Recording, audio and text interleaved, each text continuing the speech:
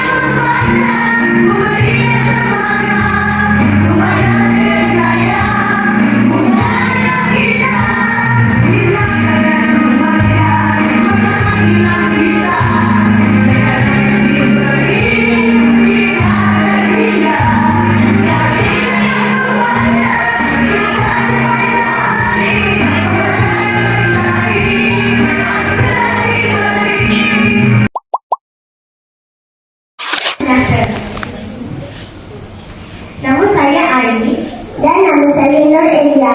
Kami ingin mendeklamasikan sajak bertajuk Hari Kita Membaca.